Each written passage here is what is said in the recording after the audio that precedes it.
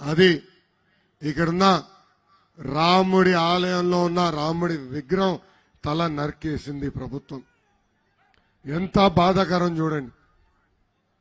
ఆనాడు ఎలా జరిగింది ఏమైందని చూసేదానికి చంద్రబాబు నాయుడు గారు వస్తే ఆయనకి అన్ని రకాలుగా ఇబ్బంది పెట్టారు. హైవే పైన ఏకంగా లారీలు తీసుకొచ్చి అడ్డంగా నిలబెట్టింది ఈ ప్రభుత్వం.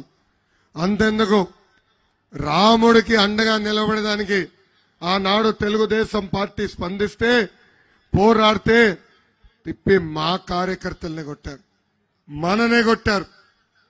నేను ఈరోజు సూర్యబాబు గారిని కూడా కలిసిన. సూర్యబాబు గారిని ఏకంగా డిఎస్పీ గారు సిఐ గారు తీసుకెళ్లి చితక బాదారు. ఇప్పుడు కూడా పాపం సూర్యబాబు గారు సరిగా నడిచే పరిస్థితి లేదు. ఆ సూర్యబాబు గారికి నేను హామీ ఇస్తున్నా, 2 నెలలు ఓపిక పట్టండి. చట్టాన్ని ఉల్లంఘించి మిమ్మల్ని ఎవరైతే కొట్టారో వాళ్ళని సర్వీస్ నుంచి డిస్మిస్ చేసి జ్యుడిషియల్ ఎంక్వైరీ చేసి డిస్మిస్ చేసి జైలుకు కూడా పంపించే బాధ్యత నేను తీసుకుంటాను. ఇంకొకసారి ఎవరన్నా చట్టాన్ని ఉల్లంఘించి ఆ పసుపు సైన్యం వైపు చూడాలంటే ఉచ్చబోసే విధంగా చేసే బాధ్యత నేను తీసుకుంటాను. 2019లో ఇక్కడ ఎమ్మెల్యేగా మీరు అప్పలనాయుడు గారిని గెలిపించుకున్నారు. ఆయన కొడుకు మణిదీప్ ఏకంగా ఇక్కడున్న మైన్లన్నీ కాజేస్తాడు. ఇంకో పక్కన క్వారీలు ఎక్కడైతే కొండలు ఉన్నాయో ఆ కొండలన్నీ కూడా ఈ రోజు స్వాహా చేసే పరిస్థితి మనందరం చూస్తున్నాం. మైన్లు వదిలిపెట్టరు, కొండల్ని మింగేస్తారు.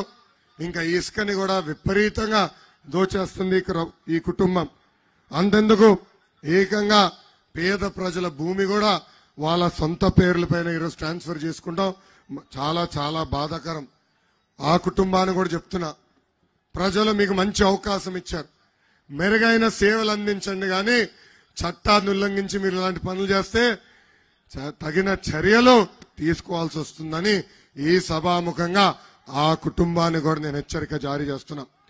ఇంకా ఈ సైకో జగన్ భోగాపురం ఎయిర్పోర్ట్ కి శంకుస్థాపన మళ్లీ చేసేదానికి వచ్చినప్పుడు ఇక్కడున్న మత్స్యకారులకు జెట్టి ఏర్పాటు చేస్తున్నాడు. మత్స్యకార సోదరులు అడుగుతున్నా, కనీసం ఒక తట్ట మట్టన్ అక్కడ వేసారా? మత్స్యకార సోదరులు నేను హామీ ఇస్తున్నా, 2 నెలల్లో తెలుగుదేశం జనసేన ప్రభుత్వం ఏర్పడుతుంది.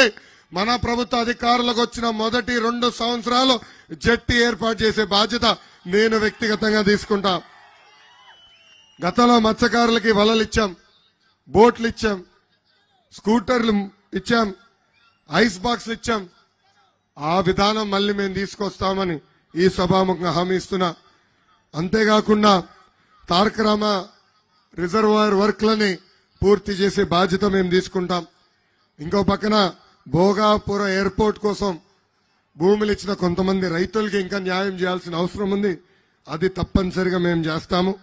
ఇంకా ఈ సీతమ్మ చెరువుని మినీ రిజర్వాయర్ గా కూడా చేసే బాధ్యత మేము తీసుకుంటాం.